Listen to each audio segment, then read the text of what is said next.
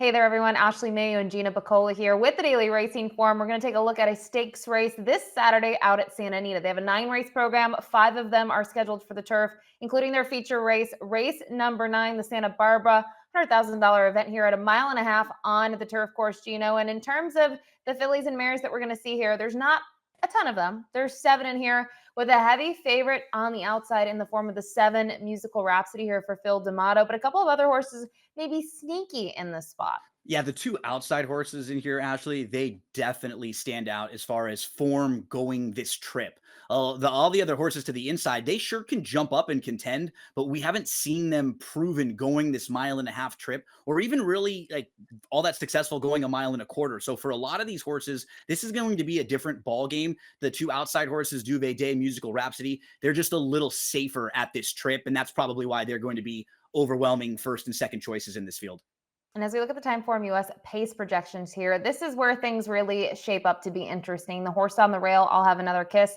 Well, she's never gone further than a mile, Gina, but one thing that she has shown is some early foot. She draws the inside here, and at least from a pace perspective, she could certainly be the pace setter here, maybe loose on the lead. The big question with her, though, is the 1.5 mile trip. Yeah, that's what I love about Doug O'Neill there. Going into her last race, we didn't even know if she could get a mile. We thought a mile might be pushing it for her. She gets the mile, and Doug says, you know what? Let's just go 1.5 miles. Why not? Let's see if she can get out front and cruise. And that has to be the game plan with her here. I think if you're trying to find a price in this race, this is how by the race shape. Right? Can you find a horse that might be able to get the jump on the horses to the outside? That's how I think you might be able to find value in this race, because if the two horses to the outside get the right kind of pace shape and they get some pace to run at, they'll be pretty tough to hold off. But like we see, pace makes the race all the time. And all across the country, there's races like this where there's not a lot of early speed and the horse gets brave out front, and they're able to really, really outrun their odds and sometimes steal races at a big price. So I won't have that particular runner on top, the one who's going to be showing speed, but that's kind of how I'm handicapping this race, Ashley, looking for a horse that might get the jump on some of the deep closers and could fall into a nice trip. You mentioned the 2 horses with the lowest morning lines. Both draw the outside. And just to denote here, Duvet Day, the 6, has the LP flag attached to her. She's got pretty much one running style, and it's from the back of the pack. So we'll jump right in here into the field. We've kind of given you a little bit of a preview on the number 1. I'll have another kiss.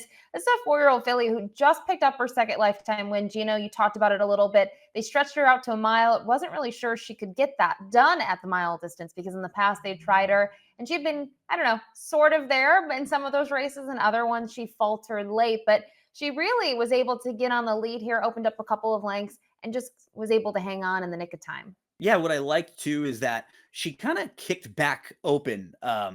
As she had a couple rivals that challenged her. So I didn't think she was as much all out as she sort of got challenged and she was kind of opening back up again. I think she's obviously an underneath player in here, right? Because we just know the game plan for her and there's not much other speed in here to press her. So I would not be shocked at all to see her hit the board.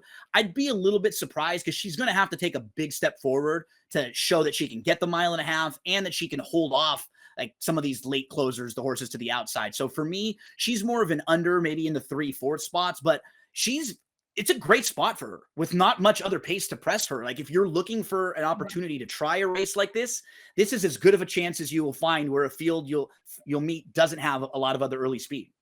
And Doug kind of knows what he's doing. You talked about Doug earlier and his sort of training style and how he spots races. Another horse in his barn, Stay and Scam, a similar thing. Weren't sure she was going to be able to get 2 turns, and she's been decent at the distance so far. And just worth noting that I'll have another kiss finally got against competition last time out that wasn't just Calbred. She finally was able to face those open company rivals. The number 2, Vincero Grande, this one on the Mike Pipey barn. We'll take a look at the most recent performance here, which was going 1.25 miles, so still getting sort of a more of a classic or a marathon distance here, Gino. And in terms of the performance, I thought this mare raced very well. She's just going to be second best in the spot, but I thought in the stretch, she drifted a little bit, but she really tried to dig in deep here. She got a career best buyer equal here in this race. Yeah, I thought she ran pretty well. She kind of grinds up for a kind of clear-cut second in here. The problem is she is 0 for her last 12 overall. And she has no wins on the grass in her 10 starts. She's run well in a lot of them.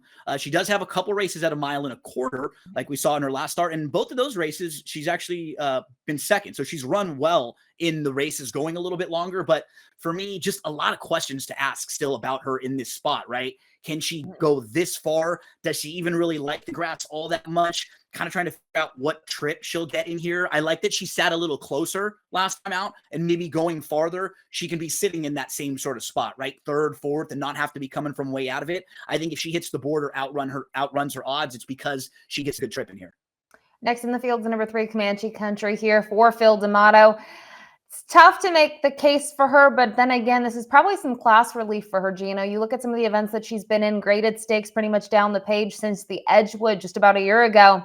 But it's been a while since we've seen her in the money. The last time she was in the money was in the China Dial. She was second back in March of 2023 locally on the turf course at Santa Anita, and she was simply second best behind Princess Bettina. I feel like they're trying something new with her. They think this is maybe the spot, but we've yet to see her go further than a mile and an eighth. Yeah, that's the problem. She's another who's taking a shot at the marathon trip for the first time. Never been farther than a mile and eighth, as you said. All the wins come at a mile, and they came 3 races in a row back in 2022. So it's almost like she got really good right then. Since then, 6 races. She's only hit the board once. Just hasn't really taken steps forward. And what concerns me is sort of the timing of that. Right, that was from her 2-year-old season to now as a 4-year-old. So has she matured and progressed, or was she one of those horses that was maybe a little precocious and ahead of horses and just hasn't really been able to take steps forward? Second off the break, so she should be a little bit better, but I just don't know if she's progressed. I will give her positives. As you mentioned, she has faced nice horses recently. Aging Bullet was 4 for 4 on the turf before heading over to Churchill last week. Then Anisette's a multiple grade 1 winner. Heavenly Sunday's a multiple graded stakes winner. So some positives here, but I got to see a little bit more from her, Ashley, I think, before I use her in some of the exotics. Next in the field is number 4, Milagre de Sol. This is a horse that was previously in Canada under Kevin Attar, but more recently has been in the barn of Phil D'Amato. And when you look at this horse, Gino, obviously the expectations were pretty high off the maiden score at Woodbine, over a mile and a quarter effort there. And then since then, she just really hasn't panned out, I don't think, to the same expectations. I will say, though, I thought the effort in her first start in California wasn't bad, but the concern is that was at a mile.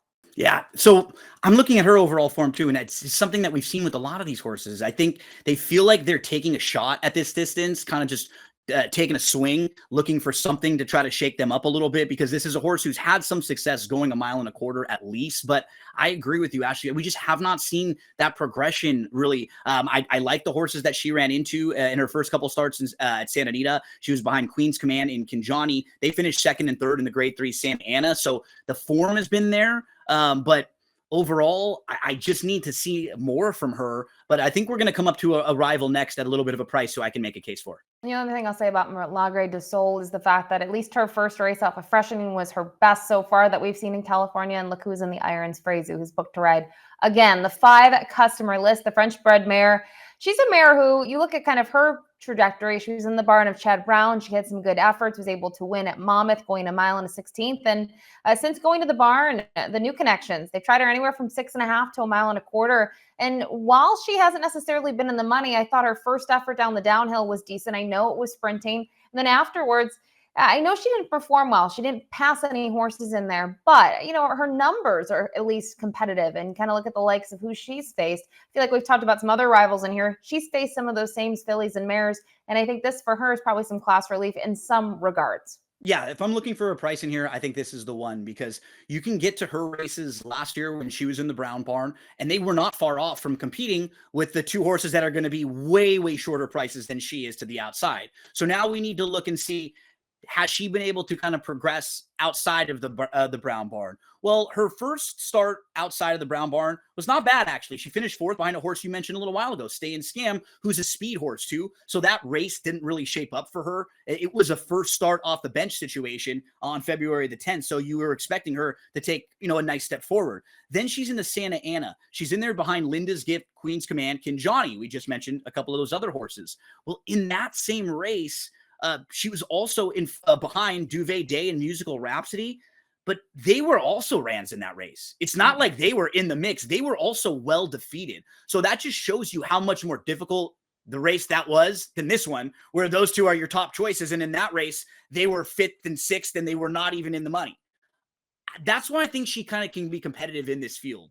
If you just stack her up and her numbers up with the two horses to her outside who are going to be 4 or 5 times shorter prices than she is, she's probably going to get the jump on them from a tactical standpoint because this is a trip that she doesn't really know. So she's sort of a wild card at this trip. I mean, we haven't even really seen her go more than 1.25 miles one time. That's it. So she's only gone 1.125 miles once, 1.25 miles once. So this 1.5 miles is going to be brand new to her. At the very least, she should be more forwardly placed than them. I hope she's sitting like third in here, gets the jump, and then we'll just see if she's good enough or if she has some of the class left that she used to. But for me, it's just stalking, pouncing, trying to get the jump on the deeper closers in here. She's one of a few who has numbers that can at least be competitive with them. I can envision the trip she gets. I like some of the horses that she's faced, and I can make cases for her now. Second start back, they're kind of wheeling her back quickly. Let's see if we can get the 5 customer list in the mix here at a price.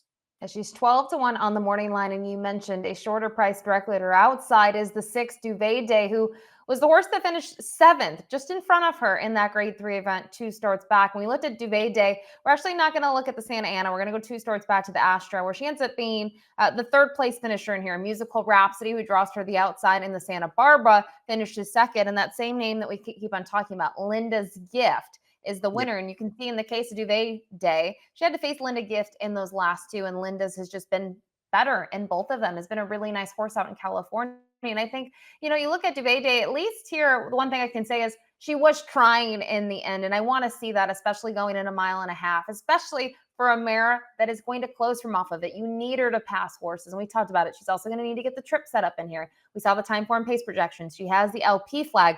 I think the big thing as you go down the page, she's not a win machine, but she's pretty consistent. She's typically getting pieces there, and we'll see. She has experience at the 1.5 mile trip. She's yet to be out of the money. Yeah, she's a top contender.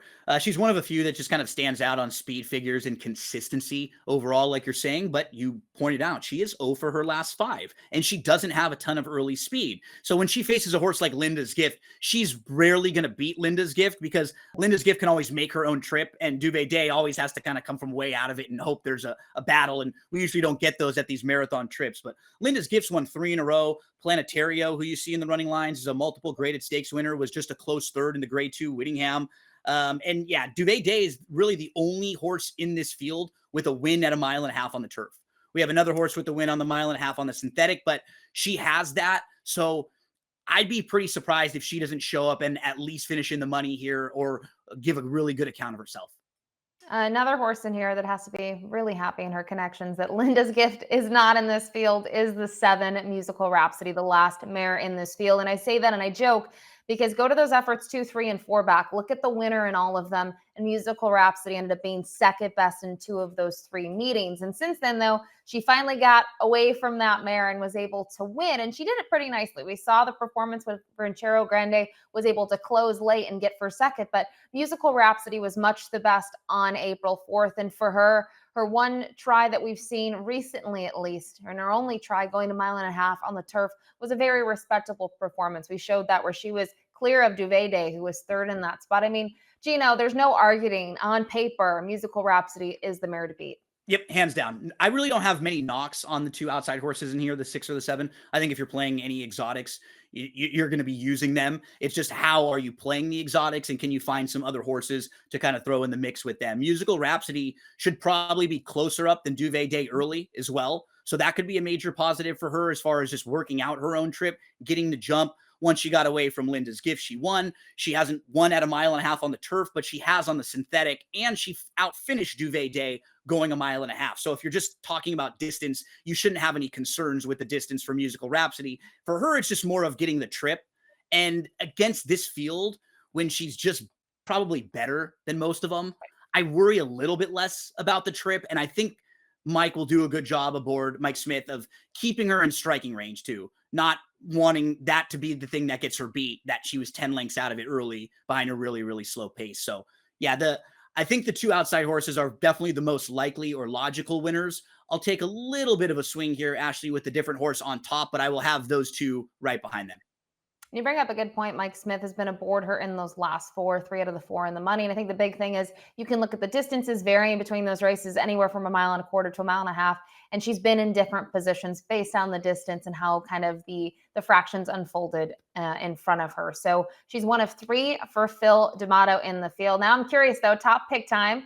You said Yep. you're not going to go with her, and you're not going to go with a Phil D'Amato horse. You're going to go with that 12 to 1 shot on top Yep. customer list, who you Yep. mentioned. You thought this horse was sneaky in here at a nice price. Yeah, she's going to come back second, start off the bench. I think they're just sort of figuring things out with her. Her last effort, most recently, she was kind of moving into contention, but into traffic. So she has legitimate trouble last time out. Two starts back, she's just in way too tough, and she's not far behind horses that are going to be way less of a price than she is. So I think from a value-based standpoint, customer list is going to be the play for me. I'm hoping 10 to 1 and above. I think we'll get all of that on her for connections that have been a little bit cold as of late. So I think you'll get rewarded in this situation. Let's hope Drayden gets her in a nice spot, sitting and getting the jump on the 2 to the outside. And then I think Duvet Day, Musical Rhapsody are both going to be right there. They'll both come closing. Duvet Day, maybe a little more classy overall. Musical Rhapsody might be able to get a better trip, though. Might be a little bit more tactical there. Then in the 4th spot, it looks like you and I both think the 1 can at least hang on for a small slice after trying to get out there and set some fractions and slow them down and take them as far as they can go. Yeah, similar thought process here, at least underneath. I am not as creative as you. I don't have the guts. I think Musical Rhapsody looks extremely tough to beat on paper, and that's not creative at all in this spot, but just talking about sort of that, what have you done for me lately? She's certainly the most accomplished in this field as of late. So user on top here, 7-6-2-1 for me, 5-6-7-1 for Gino. It's the Santa Barbara. It's the nightcap this Saturday at Santa Anita. Good luck.